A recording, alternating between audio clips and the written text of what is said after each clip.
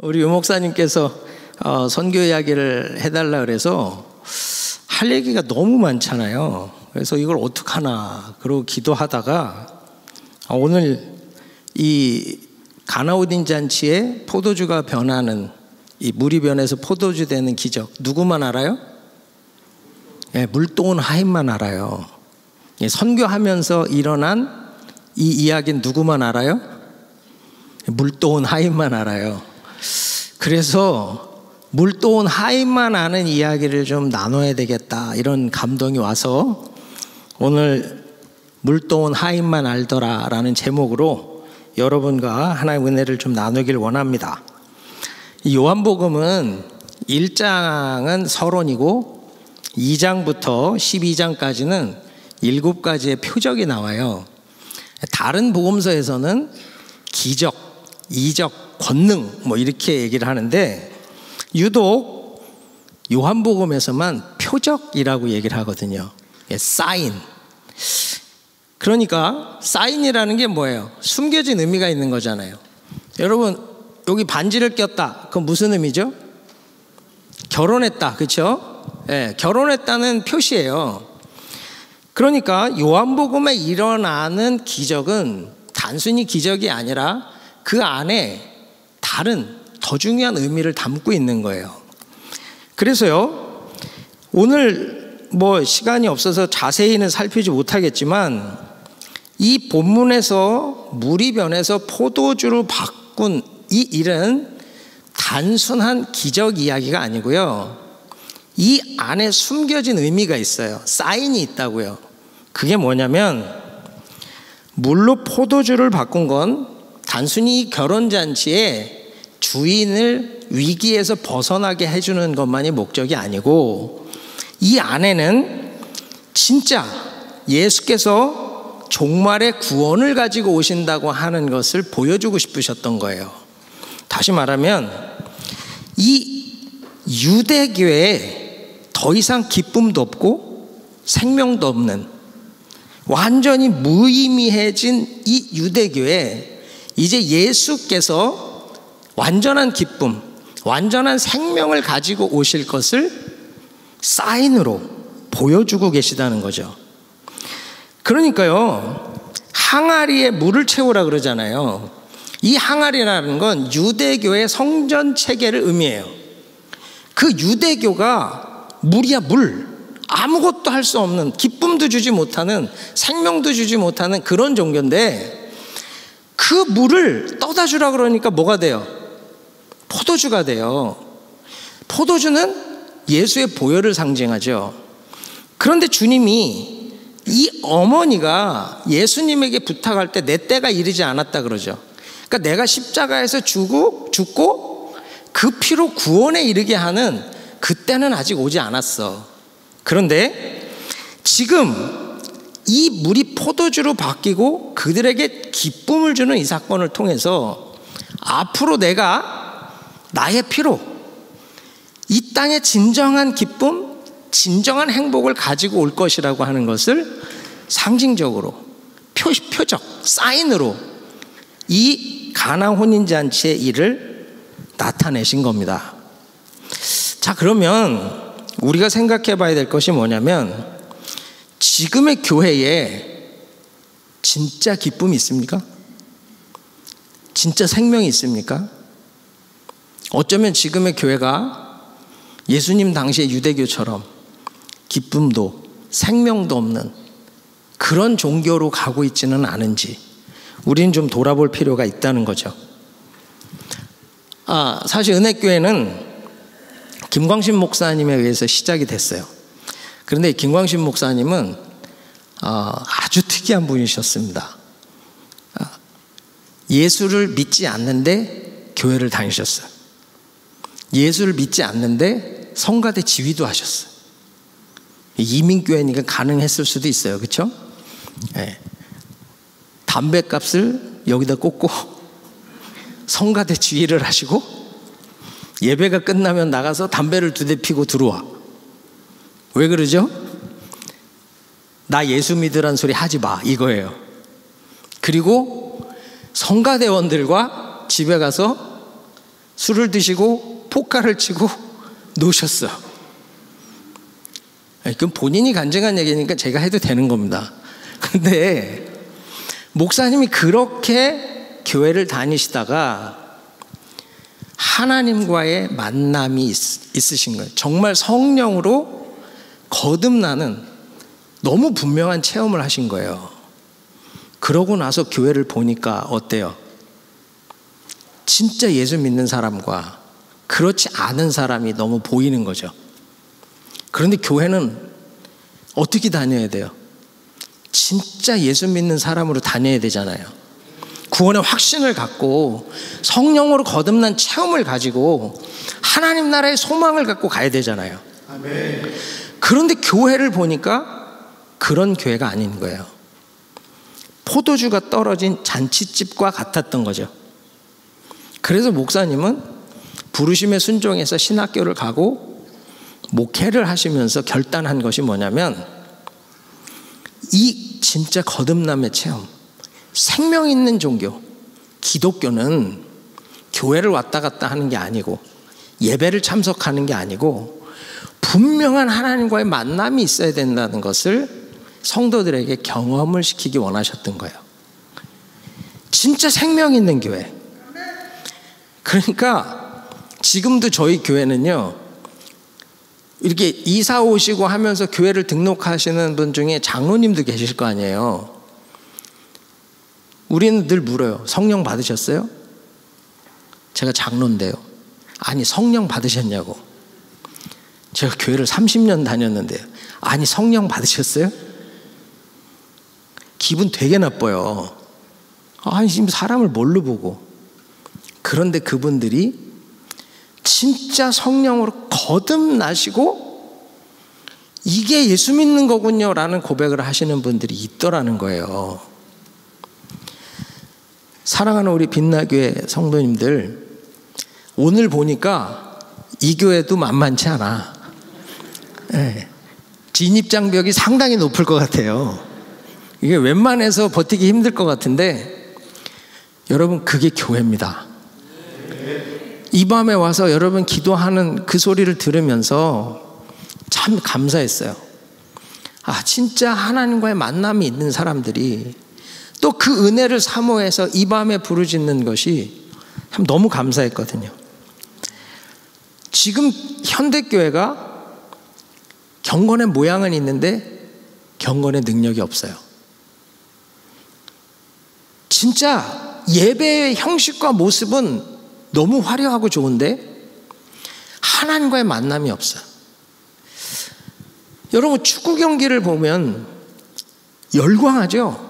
막 흥분하죠. 이기면 승리의 기쁨 가운데 돌아가요. 근데 그들이 변화가 있습니까? 그 흥분한 그들이 삶이 바뀌고 인생이 바뀌는 일이 있어요?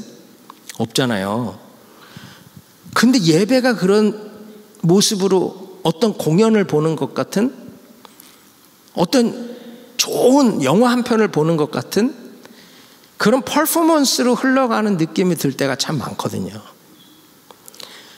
아무리 좋은 찬양, 아무리 좋은 예배라 해도 하나님과의 만남이 없다면 그거는 인간의 잔치 아닙니까?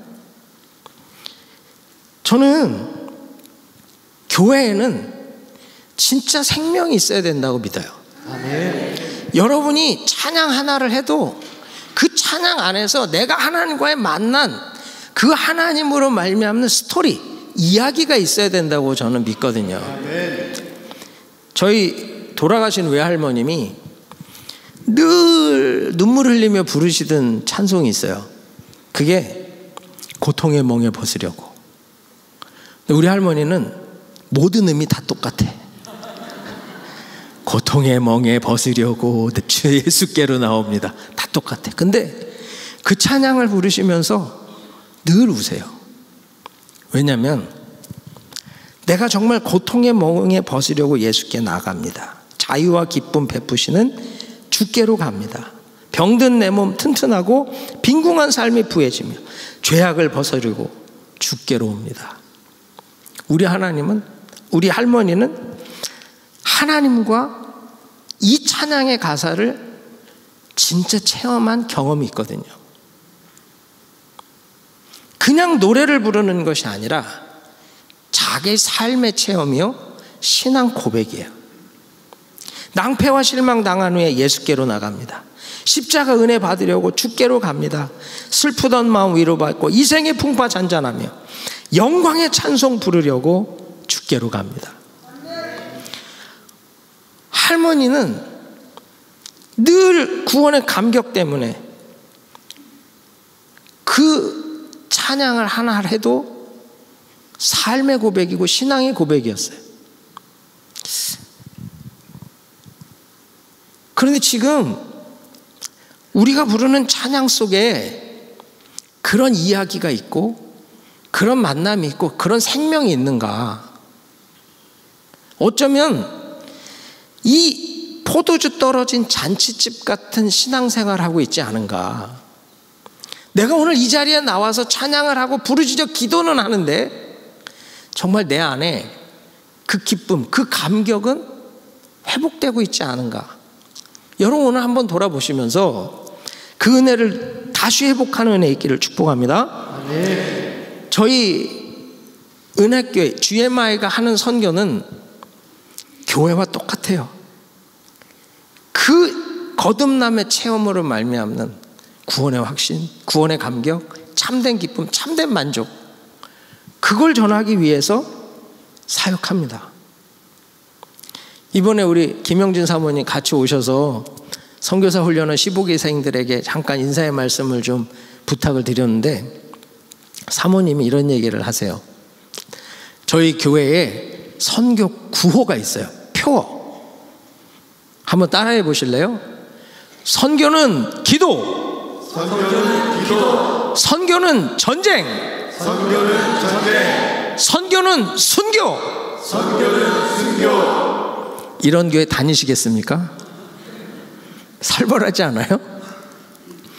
김 목사님이 교회를 시작하면서 이 구호를 내거신 거예요. 그 사모님도 이게 동의가 안 되더래. 목사님, 너무 무섭습니다. 교인들 다 도망갈 것 같습니다. 선교가 기도라는 건 동의합니다. 그런데 이 전쟁은 이건 좀 무섭지 않냐고. 왜냐하면 그 어른들은 6.25라는 전쟁을 통과한 세대들이잖아요. 이게 82년도 얘기예요. 43년 전 얘기입니다. 우리는 전쟁의 느낌이 없잖아요. 전쟁. 근데 선교는 순교라고요? 싸우다 죽으란 얘기 아니야. 성도들이 이거 무서워서 이거 어떻게 오겠냐고.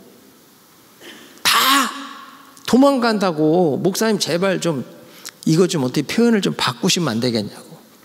근데 목사님은 그대로 가야 된다고 하셨고, 교회는 지금까지 선교는 기도, 선교는 전쟁, 선교는 순교예요. 근데 도망가기는커녕 성도들이 더 모여. 저희가 작년 한 해 동안 단기 선교팀이 55개 팀이 나갔고요. 1058명이 단기 선교를 나갔어요. 안 놀라시는데 교회에서 1058명이 선교를 나가는데 교회는 단 1불도 지원해 주지 않습니다. 비행기표 자기가 사고 팀 멤버비 700불 내고 부족한 돈은 그 팀의 리더인 평신도 리더가 10,000불이든 20,000불이든 모자란 건 다 내요.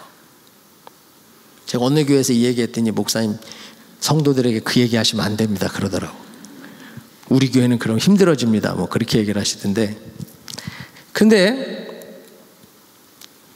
정말 선교는 기도 없이 안 되거든요. 이 하다 보면 전쟁이에요. 은혜교회가 지금까지 치러온 전쟁을 이야기하면 밤이 다 새도 못해요. 진짜 순교의 각오로 김 목사님부터 살아왔어요. 근데 그게 우리 교회의 삶이고, 그 삶 속에는 고통과 두려움이 있는 게 아니라 물도원 하인만 하는 잔치집에 기쁨과 감격이 있다는 거예요. 이게 기독교의 역설입니다. 정말 여러분의 교회가 예배마다 구원의 감격, 은혜의 기쁨이 충만하기를 축복합니다. 아멘. 여러분의 사역과 선교와 모든 섬김에 정말 물도운 하임만 하는 그 은혜와 기쁨이 있기를 축복합니다. 아멘. 그러기 위해서 해야 되는 일이 뭔지 아세요? 예수님을 청하에 모시는 거예요. 아멘. 여러분 2절에 보면 이 혼인집에 예수와 그 제자들도 혼인의 청함을 받았더니, 이 혼례의 청함을 받았어요. 이 혼례의 청함을 받은 이 사건이요, 이들에게 물이 변하여 포도주 되는 기적을 경험하는 기회가 된 거예요. 교회는 또 모든 사역은 예수님을 모셔야 됩니다. 예수님으로만 가능한 거예요. 아멘. 여러분, 교회가 처음엔 예수님 보다가 시간이 지나면 사람을 봅니다. 그런데 사람을 보면 도움이 오고 답이 있을 것 같지만 답이 없어요. 답은 어디에만 있어요? 예수께만 있어요. 예수께. 지금 3절에 보면 포도주가 모자라죠. 예수의 어머니가 예수에게 이르되 저에게 포도주가 없다 하니, 예수님 뭐라고 얘기해요? 여자여 나와 무슨 상관이 있나이까? 내 때가 아직 이르지 못하였나이다. 그런데 5절 보세요.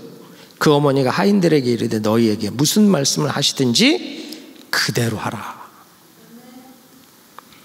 마리아는 예수님이 뭐라고 하시든 누구만 보고 있어? 예수만 봐. 예수만. 예수만 보면 모든 게 해결되는 거예요. 왜 그럴까요? 예수는 인격이기 때문에. 여러분, 이게 정말 중요한 얘기거든요. 기계를 보고 아무리 소리쳐도 쟤는 아무 반응을 안 해. 카메라 보고 너 똑바로 일 안 해?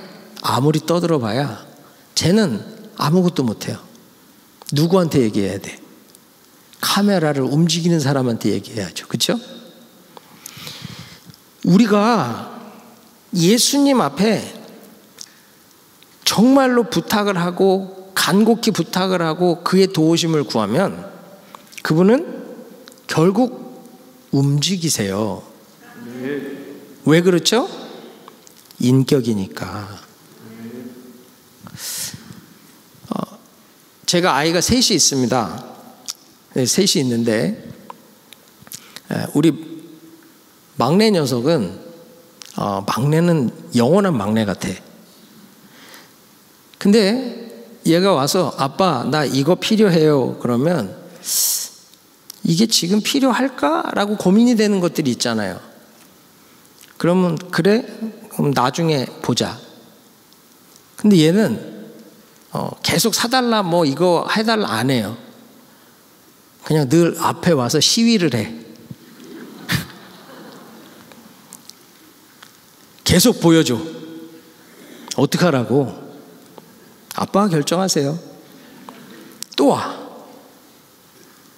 그럼 결국 어떻게 되죠? 사줘요. 왜 그래요? 전 인격이거든. 우리 주님이 필요가 없는 것 같은데 지금 포도주가 떨어진 게 나랑 무슨 상관이야. 주인의 문제지.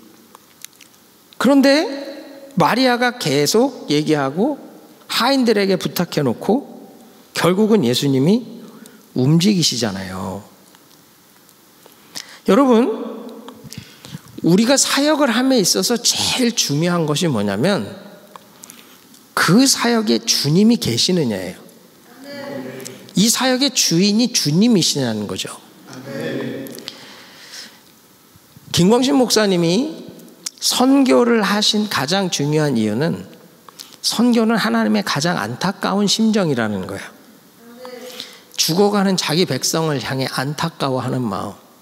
근데 그들을 살리기 위해서 누구를 보낼고, 주님 내가 여기 있사오니 나를 보내소서. 근데 그 고백을 하는 사람이 없어요. 그 목사님이 선교하게 된 가장 중요한 이유는 하나님이 그 땅에 있는 그 백성을 향한 안타까움이 있다는 걸 깨달으셔서거든요. 그래서 목사님은 늘 선교를 하는 것은 하나님이 가장 안타까워 하시는 일이기 때문에 그 안에 하나님만 계시면 된다는 거예요. 그 안에. 장로님들이 목사님 돈이 없는데요, 그걸 왜 네가 걱정하노? 아니 우리가 돈 내야 되잖아. 근데 목사님은 계산이라는 걸 평생 해보신 적이 없어. 계산이 없어요. 그냥 하세요. 그런데 그렇게 하실 수 있는 이유가 뭐냐? 하나님이 제일 안타까워하는 일이기 때문에 그 중심엔 하나님이 있다는 거예요. 그래서 우리는 무슨 일을 하든 돈이 결정하지 못해요. 무슨 일을 하든 사람이 결정하지 못해요. 우리는 오직 주님이 결정하시는 거예요. 주님이 결정하시면 주님이 이루시는 거죠. 그러니까 우리는 늘 주님 오시옵소서야. 주님 이 가운데 계시옵소서. 주님 이 가운데 행하시옵소서. 제가 작년 10월에 태국에서 트레스티아스를 인도해야 돼서 한국에 와서 우리 GMI 은혜교회 창립 예배를 드리고 방콕으로 가서 방콕에서 12시에 도착해서 호텔에 가서 잠깐 자고 7시 반 비행기로 나콤파놈이라는 지역으로 가는 거예요. 근데 이제 저희는 그레이스 타임이라는 이제 묵상집을 가지고 매일 묵상을 하거든요.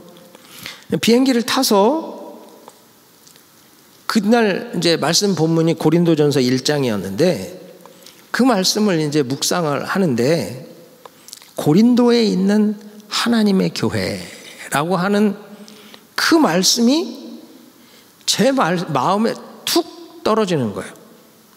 그리고는 성령의 음성이 들려. 고린도와 같은 이곳에 나의 교회가 세워지기를 원한다. 제가 그 순간에 펑펑 울었어요. 그랬더니 옆에 있는 태국 사람이 쳐다보더라고. 아침부터 웬 남자가 계속 우니까 뭐 실연을 당했나 뭐 이상하잖아요.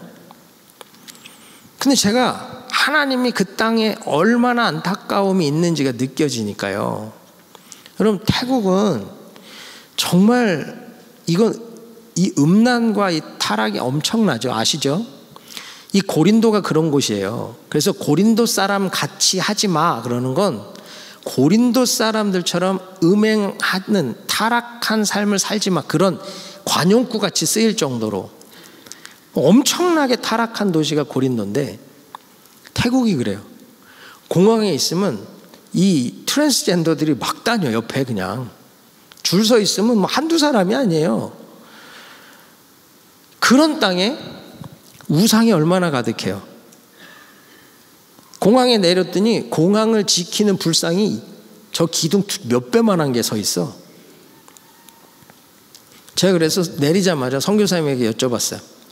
여기 복음화율이 얼마나 됩니까? 그랬더니 0.1% 될 것 같은데요 그러더라고요. 그럼 1000명에 1명이잖아요.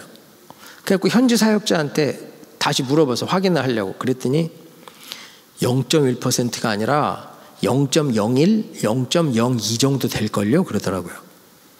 그럼 만에 하나, 만에 둘이에요. 그때 하나님이 정말 이 땅에 하나님의 교회가 서기를 원한다는 말씀이 무슨 말인지를 알겠더라고요. 많은 선교사님들이 방콕에, 치앙마이에 대도시 중심으로 다 몰려 있어. 거기서 1시간만 비행기 타고 2시간만 비행기 타고 들어가도 복음화율이 0.01, 0.02. 그 지역에 선교사님이 몇 명 있냐 그랬더니 한국 선교사님 하나, 외국 선교사님 둘, 3명 있어요. 근데요, 하나님이 제 마음에 그 말씀을 주셨잖아요. 그래서 주님을 초청했어요. 성령님 이곳에 임하시고 이 사역 가운데 주님이 임하셔서 주님이 이들을 변화시켜서 이들을 교회 삼으시고 이들을 통해 각 지역의 교회가 세워지게 해달라고. 그리고 그분을 초청하고 그분을 모셔드렸거든요. 어떻게 됐을까요? 정말로 상상할 수 없는 은혜가 임해요. 그냥 귀신이 나가고 은사가 임하는 그런 수준 정도가 아니라 받은 은혜 안에서 삶이 바뀌고 내가 어떻게 하나님 앞에 이 은혜를 갚아야 되는지를 고민하는 간증이 나오고요. 내가 이 땅에 교회를 세우는 하나님의 사람으로 헌신하겠다는 결단이 나오는 거예요. 그들이 올 때는 맹맹한 물 같았거든요. 이들이 변화가 될까? 이들이 바뀔까? 그런데 그분을 초청하고 그분을 모셔드렸을 때 그분이 일하시는 거예요. 그 밍밍한 아무 맛도 없는 물 같은 사람들이 예수의 보혈로 변화가 되기 시작하는데, 삶을 드리는 결단으로 이 땅에 내가 교회를 세우고 이 땅에 하나님의 나라를 회복하는 일에 헌신하겠다는 결단이 일어나더라고요. 여러분, 우리가 하는 선교는 물을 포도주로 바꾸는 일을 해야 되는 거예요. 그래서 은혜교회 선교는요, 무슨 건물 짓고 보수해주고 페인트 칠해주고 이런 일 안 합니다. 저희 팀이 55개 팀이 나가서 한 팀도 페인트 칠하러 간 팀이 없어요. 건물 고쳐주러 간 팀이 없어요. 55개 팀이 다 뭐 하러 가냐? 영적인 사역하러 가요. 이들을 진짜 예수 그리스도와의 만남을 갖게 해주고, 그들이 전도 폭발 훈련을 받고 전도 훈련을 받고 교회를 개척하는 사역을 하는 그 일을 하러 가는 거예요. 여러분, 건물을 짓고 페인트 칠해주는 건 예수 없어도 할 수 있습니다. 맞습니까? NGO들도 할 수 있는 일이에요. 교회가 해야 되는 일은 물이 포도주로 변하는, 정말로 그들의 영혼이 예수의 생명으로 충만해지는 일을 하는 거예요. 그래서 우리가 이 일은 내가 못해요. 사람이 못해요. 예수만 하실 수 있어요. 그래서 우리의 사역의 중심에는 늘 주님이 계셔야 돼. 주님이 일하셔야만 생명이 임하는 것을 볼 수 있는 겁니다. 여러분의 삶도 똑같아요. 내 삶에서 어떤 위기가 오든 그 위기는 중요한 게 아니에요. 뭐가 중요해요? 예수가 계시냐예요. 그 위기 가운데 주님이 와 계시냐는 거. 이 포도주가 떨어진 상황에 예수만 있으면 되는 거잖아요. 풍랑이 일어도 예수만 있으면 되는 거잖아요. 오늘 이 밤 여러분의 삶에도 예수님 초청하시길 바랍니다. 그분을 모셔드리길 바랍니다. 그분은 인격이세요. 환영하는 곳에 머무시고 환영하는 자를 기뻐하세요. 그분이 오시면 여러분의 문제도 다 해결될 줄 믿습니다. 두 번째는 물 채우는 하인이 돼야 돼요. 이 말이 뭐예요? 순종하는 자가 되라는 거예요. 순종하는 자. 우리는 포도주를 물로 바꿀 능력은 없어요. 그렇죠? 그런데 항아리에 물을 채울 수 있죠. 이게 중요한 거예요. 나는 내가 할 수 있는 일 하고, 주님은 주님이 하실 수 있는 일 하는 거예요. 여러분, 이게 선교입니다. 많은 사람들이 나는 못해요 그러거든. 전 선교 가본 적도 없고요. 저는 말도 안 통하는데요. 거기 난 음식도 안 맞고, 난 그거 무서워요. 근데 가보면 아무것도 아니에요. 근데 선교는 특정한 누군가만 할 수 있다고 생각해. 그러니까 선교 동원할 때 헌신자들 막 초청하면 주님 제가 여기 싸우니 쟤를 보내소서. 쟤를 보내소서야 내가 가겠다는 게 아니고. 근데 여러분, 선교는요 항아리에 물 채우는 거 하는 거예요. 그건 어렵지 않아요. 말이 안 통하고 낯선 땅이고 문화도 나랑 다르다 해도 물 채우는 것만 하면 된다니까요. 나머지는 누가 하세요? 주님이 하세요. 주님이 하실 일을 왜 내가 걱정해? 이 마리아가 하인들에게 뭐라 그래요? 무슨 말씀을 하시든 그대로 하라. 근데 예수님이 하인들에게 뭐라고 얘기해? 포도주 사와 그래요? 물 포도주로 바꿔 그래요? 그런 말 전혀 안 하셔. 뭐라고 얘기하죠? 7절에 보면 항아리에 물을 채우라. 항아리 물 채우라예요. 그래서 은혜교회는 항상 이 순종하는 거예요. 순종. 저희는 처음 선교에 있었던 일들을 기록한 책이 있어요. 책 제목이 갈아간다예요. 갈아간다. 갈아간다. 근데 이게 카자흐스탄에 있는 도시 이름이에요. 그리고 우리 유희경 선교사님 돌아가셨는데, 유희경 선교사님이 파송받아서 교회를 시작했던 도시 이름입니다. 그래서 우리는 갈았고 간닿고 그래서 시작이 된 거예요. 그러니까 초창기에 저희는 준비된 선교사를 파송한 게 아니라 유장로 거기 갈았고, 그러면 그냥 그날로 선교사로 가는 거야. 김집사 여기 갈았고 그럼 가는 거예요. 정집사 하바로스크 가라고 그러면 가는 거예요. 이해가 안 되죠, 그렇죠? 그때는 그랬어요. 그러니까 목사님이 이렇게 오시면 저쪽으로 가. 눈 마주치면 선교지 가야 돼. 그러니까 목사님 오시면 이렇게 가야 돼. 그런데 이분들은 소련말, 러시아어를 한마디도 못하는데 간 거예요. 아는 사람 한 사람 없는데 가는 거예요. 그러니까 비행기에서 내리면서부터 잘 데도 없어.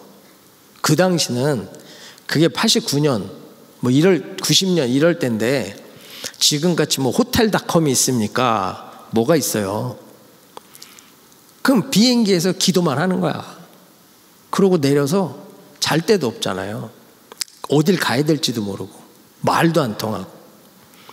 그러면 갑자기 고려인 하나가, 한국말도 제대로 못한 고려인 하나가 당신 여기 왜 있냐? 한국말 하냐고. 몇 마디 한다. 나 지금 여기 왔는데 잘 데가 없다고. 우리 집으로 갈래? 하나님 감사합니다. 그렇게 선교가 시작된 거예요. 그렇게 시작된 선교가 지금 63개국에 337명의 선교사를 파송하고 1년에 600만 불 이상의 선교비를 우리가 후원하고 있습니다. 이게 막 능력 있고 준비된 사람들이 들어가서 한 일이 아니에요. 그냥 무슨 말씀을 하시든 그대로 하라. 그냥 그거예요, 그거. 그래서 시작된 게 선교인데, 물이 변화의 포도주가 되게 하는 건 주님이 마음껏 하시더라고요. 마음껏. 선교는 어려운 일이 아니에요. 그냥 물 채우는 하인만 되면 할 수 있는 일이에요. 아멘. 하실 수 있겠습니까? 아멘. 제가요 작년에 9월 달에 아르헨티나에서 우리 그레이스 페스티벌을 했어요. 한교옥 목사님 모시고 우리가 아르헨티나에서 선교를 시작한 지 20여 년이 넘어서 우리 신학교 졸업생들, 또 TD를 졸업한 페스카도레들, 그 교회들에서 다 모여서 한 3,000명 정도 모여갖고 축제 예배를 한번 드리자. 근데 이게 쉬운 일이 아니거든요. 흩어져 있는 교회들을 연락하고 모이게 하고 40대 버스를 동원하게끔 하자. 그래서 다 성도들이 차에 타서 오게끔. 근데 이게 쉽지가 않은 거예요. 우리 스태프들이 현지 목사님들, 선교사님이 방문해서 설명하고 초청하고 하는데 이게 어려운 거예요. 그러니까 제가 미국에서 줌 미팅을 하자 그랬더니 일정이 어쩌고 저쩌고 계속 그래요. 그래도 회의를 해야 될 거 아니에요. 보니까 이분들이 할 말이 없어서 다 피하는 거예요. 바쁘다고. 근데 이제 무조건 모여. 그래갖고서 이제 줌으로 모여서 얘기를 하는데 3주 전인데 한 15대 정도 밖에는 동원이 안 되는 거예요. 근데 제가 3월에 가가지고 4,000명 들어가는 성전을 계약하고 왔거든요. 빌리는 걸. 3,000명 저는 이제 목표를 하고. 근데 이게 안 되니까 막 선교사님이, 싱글 여자 선교사님이 정말 애쓰면서 현지 목사님들하고 방문하면서 하는데 이게 안 되는 거예요. 2주 남았는데 한 23대 뭐 이렇게 되는 거예요. 그러니까 하루는 목사님 나 너무 힘들어요 그러고 선교사님 울더라고. 그래갖고 다 때려치고 들어와라 그랬어 내가. 그랬더니 목사님 그렇게 얘기하실 줄 알고 말도 못했다고. 하나님 하신다고 그냥 믿고 가라고.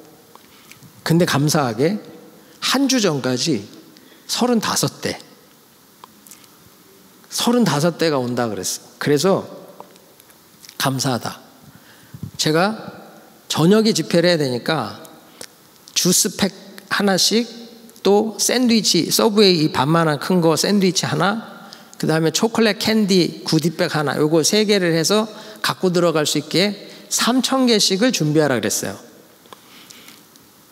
그랬는데 당일날 현장에 가니까 의자를 1,650개 깔아놨어. 의자가 저 뒤에 2,000개가 쌓여 있어. 이거 왜 안 까냐고 그랬더니 우리 현지 목사님이 목사님 이 정도면 충분합니다 그러더라고. 안 충분하다고, 깔으라고. 네 그러더라고요. 그래서 저는 안에 들어가서 이제 일 보고 다시 나와서 다 깔았나 그랬더니 한 개도 안 깔았어요. 그래서 다시 불렀어요. 이거 왜 안 까냐고. 아니 목사님, 한 목사님도 오셨는데 빈자리 있으면 어떡합니까? 사람들이 와서 부족하면 그때 깔겠습니다. 그때 깔면 어수선하고 정신없다고 그냥 깔으라고. 네 그러더라고. 그 들어가갖고 전 또 다른 거 지휘하고 나왔죠. 깔았을까요? 또 안 깐 거야. 그래서 현지 스태프들 20명을 불러갖고 빨리 깔으라고. 여기 깔고 여기 깔고 여기 깔고. 그랬더니 나중에 하는 말이 우리 아르헨티나 목사님들이 머리가 하얘졌대요. 왜냐하면 40대라고 해도 와야 오는 거예요. 남미는 와야 오는 거야. 그러니까 이게 이분들 입장에서는 버스 한 대당 50명을 잡아도 40대면 30대 온다고 치면 3, 5, 15 충분한 거예요. 충분한 거야. 깔으라고. 그래갖고선 싹 깔았어요. 3,000개를. 그리고 샌드위치랑 음료수 준비해 놓으라고. 근데 이게 재밌는 거예요. 제가 샌드위치 3,000개 오더하라 그랬잖아요. 주스도 3,000개 오더하라 그랬잖아요. 근데 선교사님부터 그 정도는 너무 많이 남으면 어떡할 거예요. 2,400개 준비해 이렇게 된 거예요. 그랬더니 현지인들은 1,400개면 될 것 같아. 1,400개를 준비한 거예요. 근데 서브에 이만한 거 1,400개가 쌓아놓으면요 엄청 많아 보여요. 난 그게 3,000개인 줄 알았어. 음료수는 이게 팩이잖아요. 그러니까 이건 두고 먹을 수 있으니까 이거는 2,200개인가 이렇게 오더를 했대. 근데 나는 샌드위치 3,000개인 줄 알았지. 그리고 이게 초콜릿하고 캔디 봉지는 제가 파라과이 팀하고 우리 선교센터에서 3,000개를 다 개수 쉬어갖고 맞춰갖고 왔거든요. 근데 이게 버스가 오기 시작을 하는데 1시간 전부터 자리가 차기 시작을 하는 거예요. 그러니까 갑자기 1,400개가 모질랄 것 같잖아요. 그 마켓에 가서 빵을 사고 치즈를 사고 햄을 사가지고 그 자리에서 200개를 더 만들었는데 그 이상은 못 만드는 거야. 개수를 세서 1,600개. 근데 지금 30분 정도 남았는데 거의 막 반 이상의 자리가 다 차기 시작하니까 샌드위치가 모질라잖아요. 그래서 아이고 큰일 났다. 이거 목사님이 하라는 대로 할 걸. 못 먹는 사람이 있으니까 이제 어떻게 나가서 아이고 이거 죄송하다 그러라고. 그러고 현지 목사님이 나갔는데 샌드위치가 그냥 있는 거예요. 야 이거 왜 안 나눠줬니? 무슨 소리야. 지금 여기서 음료수 팩, 샌드위치, 캔디 받아가는데 근데 이거 왜 있어? 그 순간에 자기들이 깜짝 놀란 거예요. 진짜 오병이어가 일어나는 거예요. 실제 오병이어가 1800개, 2000개, 2400개, 2800개가 나가는데 그대로 쌓여 있어요. 그대로 쌓여 있는 거예요. 그러니까 현지인들이 그냥 울고 있는 거야. 이거 맞아? 진짜야? 자기들도 안 믿어지는. 주는데 계속 나와. 그래서 싹 다 받아 들어갔어요. 행사가 끝났는데 캔디 봉지가 200개 정도 남았대. 엄마들이 애들 못 먹게 한다고 안 줘가지고. 이거 어떡할까요? 그래. 뭘 어떻게 줘야지. 지금 버스 가기 전에 주라고. 그래갖고선 샌드위치, 이 샌드위치도 우리 갖고 가면 뭐하냐, 빨리 주라고. 주스팩이랑 이거랑 다 갖고 나서 차에 가는 데다가 다 던져주는데요. 캔디는 없어. 주스도 없어. 샌드위치만 12강주릭을 남아서 갖고 오는 거예요. 던져주는데 계속 나와. 그래서 우리 팀들이요, 센터에 와보니까 이 비닐봉지에 이만큼 싸들고 온 샌드위치를 가운데 놓고 새벽 3시까지 이렇게 보면서 잠을 못 자는 거야. 숫자 정확히 셌냐? 2번 셌잖아. 진짜냐? 야 200개 더 만들었잖아. 그럼 이거 오병이어 맞지? 그래 오병이어야. 새벽 3시까지 잠을 못 자고 그러고 있는 거야. 더 재밌는 건 버스가 50대가 온 거예요. 그 우리는 버스비를 100불, 200불, 거리에 따라서 300불 그걸 다 이제 계산해갖고 돈 봉투를 이만큼 있었잖아요. 그럼 우리는 35대니까 40개면 충분하죠. 더 온다 해도. 그 50개니까 돈이 모질래. 또 멀리서 온 사람들이 오래 기다린다고 돈을 더 요구하는 거예요. 그러니까 돈이 모질라잖아요. 그러니까 야 이거 어떡하냐? 일단 줘. 나중에 못 주는 건 나중에 준다고 하자. 그러고서 돈을 계속 주는데 돈이 계속 나와. 다 끝났는데 700불이 남았어. 목사님 돈도 남았어요. 제가 그랬지. 그러면 키보드도 사고 버스도 사고 다 샀어야지. 돈이 계속 나오는데 그 돈 갖고 빨리 샀어야지.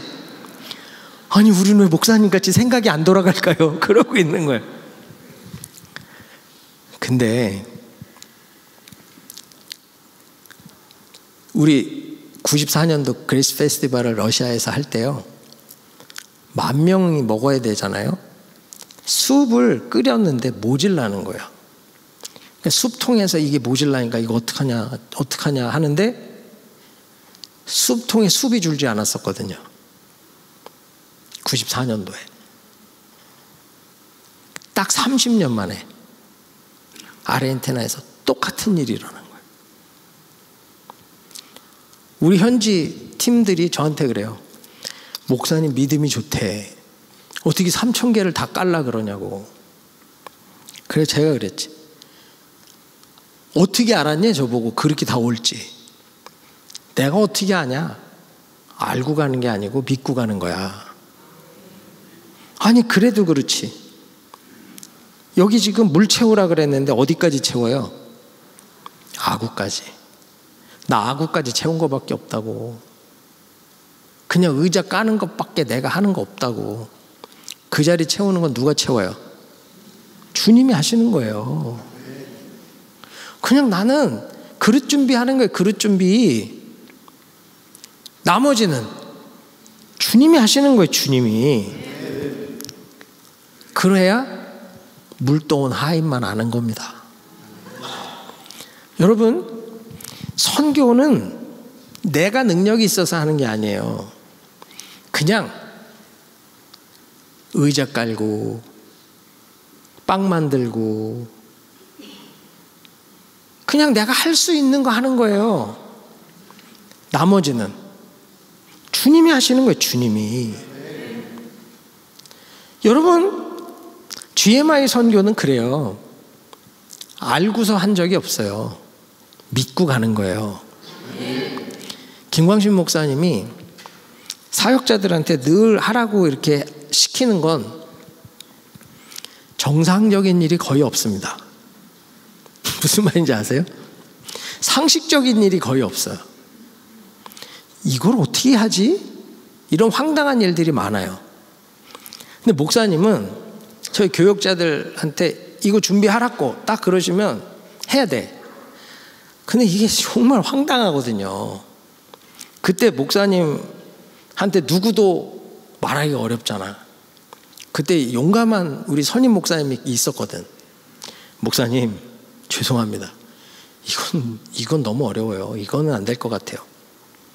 근데 목사님 뭐라 그러시냐면 제 평생에 제 목회 원칙이 된 말씀을 해주셨어요. 물이 뜨거운지 찬지는 어린애도 손 넣어보면 안다고. 이 사역이 힘든지 어려운지는 다 아는 일이라고. 그렇죠? 내가 당신들을 사역자로 세우고 하나님의 일을 하는 건 꽝꽝 언 얼음도 펄펄 끓이라면 끓여야 되는 거다. 펄펄 끓는 물도 얼려야 하면 얼리는 거다. 이거 어려워요. 도구가 없어요. 이거는 우리가 할 일이 아니에요. 그게 아니라 믿음으로 이 일이 되게 하는 것이 당신들 일이라고 그러시면서 온도계가 되지 말고 온도 조절계가 되라고 얘기하시더라고.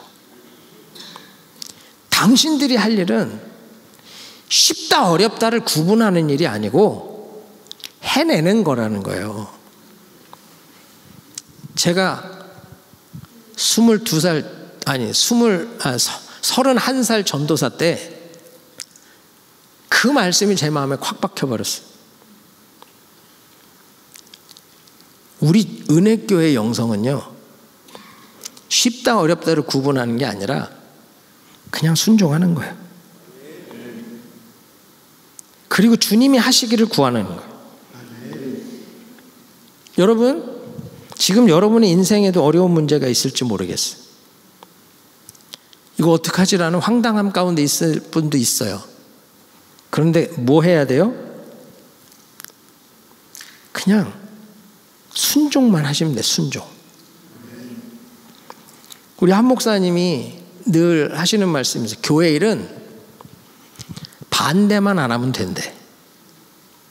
예? 반대만 안 하면 된대. 맞죠?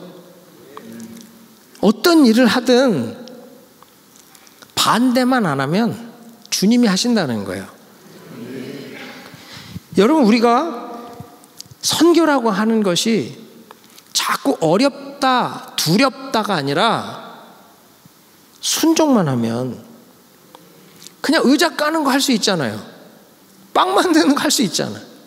빵도 안 만드니까 당신이 직접 오병이어 하시잖아요. 오병이어는 이 시간도 일어납니다. 제가 물떠온 하인만 아는 이야기를 하는 거예요. 우리 성도님들도 진짜 해요 그러더라고. 같이 갔던 장로님들이 물떠온 하인만 아는 거다. 여러분이 선교를 안 하면 이런 기적은 경험 못 해요. 현장에 가지 않으면 이 은혜는 누리지 못해요. 현장에 가는 사람만 이 은혜를 누릴 수 있어요. 그래서 여러분, 세 번째 기억해야 될 게 뭐냐면 물 떠다 주는 하인이 돼야 돼요. 주의 동역자가 돼야 된다는 거예요. 하나님은요, 혼자 안 해요. 사람을 통해 일하세요. 하나님은 순종하는 그 사람을 통해서 그를 나의 동역자로 삼으셔서 일하신다는 거예요. 작년 태국 갈 때 렉터로 섬겼던 장로님이 렉터를 하겠다고 순종했을 때 그분이 맡은 그룹이 5, 60명밖에 없었어요. 근데 5, 60명이 있는 그룹에서 이 TD를 할 수 있냐? 불가능하거든요. 근데 순종했잖아요. 그래서 이제 물 나눠주러 가는 때 보니까 그룹이 100명이 됐어. 1년 만에 2배가 된 거예요. 그룹에서 30명 이상이 이번 태국을 같이 가고, 준비팀의 리더를 해본 적이 없는, 각 부서장을 해본 적이 없는 사람들이 부서를 맡아서도 이 놀라운 은혜를 경험하게 되는 거죠. 여러분, 이건 물동은 하인만 아는 거예요. 물동은 하인만. 떠서 나눠주라고. 떠서 나눠주라고. 많은 사람들은요, 돈이 있어야 나눠줄 수 있다고 생각해. 은사가 있어야 나눠줄 수 있다고 생각해요. 능력이 있어야 나눠줄 수 있다고 생각해. 그런데 보세요. 이 물을 포도주로 바꿔라 이 얘기 안 하시잖아요. 그냥 나눠줘 얘기하잖아요. 나는 나의 일을 하면 돼요. 주님은 주님의 일을 하실 거예요. 네. 그러므로 우리는 나눠주면 돼. 나눠주면. 저 돈 없는데요? 아니, 나눠줘 봐요. 하나님이 그걸 바꾸신다니까. 아니, 난 능력이 없어요? 나눠줘 봐요. 능력이 생깁니다. 나눠줘 봐요. 은사가 임한다니까. 많은 사람들이요, 내가 있어야 한다고 생각하는데 아니에요. 지금 내게 있는 것으로만 순종하면 나머지는 하나님이 하세요. 그래서 GMI 선교는요, 은가금으로 하지 않아요. 뭐로 해요? 나사렛 예수 그리스도의 이름. 은과 금은 내게 없거니와 내게 있는 거 나사렛 예수 이름으로 명하노니 일어나 걸으라. 우리 그거 갖고 해요. 은과 금으로 하는 선교는 끝났습니다. 은과 금으로 하는 선교가 선교를 얼마나 망가뜨려 놓는지 아세요? 현지인들이 돈에 따라 움직이는 사람들을 만들어버리고 돈이 없으면 사람이 모이지 않는 것으로 만들어버렸어. 그런데요, 교회는 예수 그리스도의 이름으로 하는 거예요. 이 사람들이 물을 떠서 나눠줄 때, 야, 이거 물인데? 야, 주님 이거 어떻게 하라는 거야? 야, 이거 우리 갖고 왔다 욕먹는 거 아니야? 그런 소리 없잖아요. 나눠줘. 떠다 줘. 그냥 떠다 주잖아요. 이게 동역자예요. 주님, 돈이 없는데요? 주님, 능력이 없는데요? 주님, 이건 안 되는데요? 그게 아니고 그냥 갖다 줘.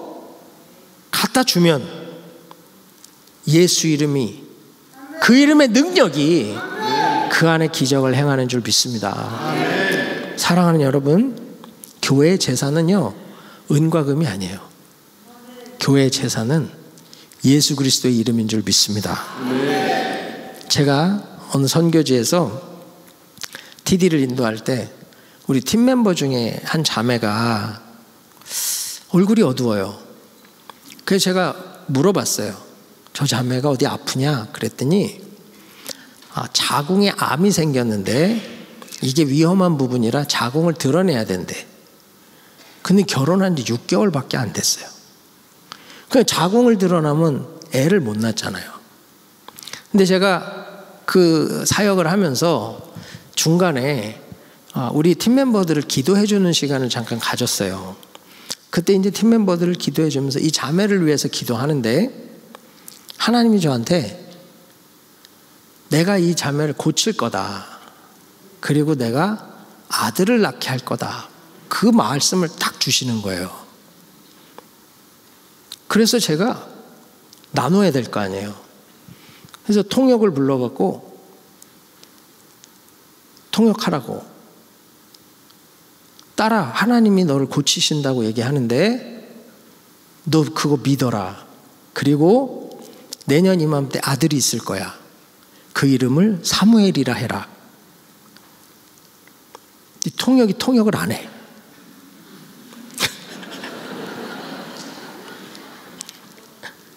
뭐하냐? 그랬더니 네. 그러더니 통역을 하더라고. 근데 나중에 이 통역이 얘기를 하는 거예요. 목사님, 자기는 그때 정말 미치는 줄 알았대. 이 목사님이 정상인가 이 생각이 들더래요. 자기야 사역 끝나고 미국 가면 그만이지만 자기는 거기 계속 살잖아요. 근데 이 자매가 안 나. 그리고 죽으면 어떡할 거야? 겁이 덜컥 나는 거지. 이 사람이 하나님의 음성을 듣는 게 사실인지 뭔지 자기는 확인이 안 되잖아요. 그러니까 통역을 못하고 이렇게 됐던 거야. 근데 통역하라 그랬더니 아유 그래. 그러고 이제 통역을 한 거예요. 그리고 전 미국에 왔죠. 그리고 1년 후에 다시 갔어요. 그리고 그 자매를 찾았는데 일이 있어서 못 왔대. 그러냐고. 그럼 내가 다시 가기 전에 꼭 좀 봤으면 좋겠다. 그 어떻게 병은 낫냐? 그랬더니 애들이 막 말을 안 해요. 그 나도 걱정이 되잖아. 그래갖고 이거 이상한데? 그러고서 이제 사역을 다 하고 우리 팀 멤버들을 이제 식사를 대접하려고 식당에를 50명을 다 데려갔어요. 그리고 식사를 다 하고 있는데 갑자기 한 자매가 파스토르 그러더니 사진을 보여줘. 전화기에서. 뭔데? 그러고 봤더니 그 자매가 아이를 안고 있는 거야. 야 이거 뭐야? 그랬더니 목사님 그러고 가신 후에 진짜 이 자매가 병이 낫고 바로 임신을 했다는 거예요. 그래서 배가 이만큼 나와서 팀 멤버로는 섬기질 못하니까 마지막 날 와가지고 나한테 서프라이즈를 하려고 자기들끼리는 다 짜고 우울한 척하고 있었던 거예요. 근데 그날 오려고 하다가 산통이 와서 그날 애가 나온 거야. 그래서 병원에서 태어난 아이 사진을 찍고 저한테 사무엘입니다 그러고 보여준 거예요. 할렐루야. 여러분 잘 보세요. 제가 병 고칠 능력이 있어요? 없어요. 난 그런 능력 없어요. 그건 주님만 하시지. 그런데 그 주님이 나에게 주신 말씀을 내가 나누지 않았다면, 두려워서 발을 뺐다면, 이 통역이 제대로 통역을 안 했다면 어떻게 됐을까요? 물이 변하여 포도주 되는 기적은 경험 못해요. 동역자는 그냥 주님이 주신 거 나누는 거예요. 예수 그리스도 이름의 능력으로 나누는 거예요. 그럼 그 안에 일은 일어나는 겁니다. 제가 이 많은 일을 더 얘기하면 집에를 못 가실 것 같아서 To be continue. 다음에 또 제가 올 기회가 있으면 또 나누도록 하겠습니다. 말씀 맺을게요. 여러분, 우리 인생이요 물도운 하인과 같은 은혜를 누리며 살았으면 좋겠습니다. 우리가 하는 일이 진짜 물도운 하인만 알 수 있는 그 은혜를 누릴 수 있는 일이거든요. 예수 믿는다는 건 그렇게 감격이 있고 그렇게 복된 건데 왜 내 삶에서는 물이 변하여 포도주 되는 걸 경험을 못하죠? 예수 초청 안 하고 물 채우지 않고 나눠주지 않으니까 그 하나님의 일하심을 경험을 못하는 거 아닙니까? 오늘 이 밤에 한번 고민해 보세요. 내 안에 진짜 잔치집 같은 기쁨과 감격을 가지고 신앙생활 하는가? 만약에 그 감정이 식었다면, 그 기쁨을 잃어버렸다면 우리 오늘 이 밤에 다시 주님 초청하셔야 돼. 그리고 오늘 성령을, 기도를 여러분의 항아리, 이 육신이 항아리 아닙니까? 여기에 채우시라고요. 기도 채우고 성령 채우고, 그리고 이제 삶의 현장에 나가셔서 나눠줘 보세요. 그러면 여러분에게만 기쁨이 있는 게 아니라 여러분을 만나는, 여러분과 함께하는 그 모든 사람들이 함께 기쁨을 누릴 줄 믿습니다. 우리는 그런 축복의 통로가 되는 삶을 살아야 되는 줄 믿습니다. 우리 주님이 오늘 밤 여러분에게 그 은혜를 주실 줄 믿습니다. 기도하겠습니다.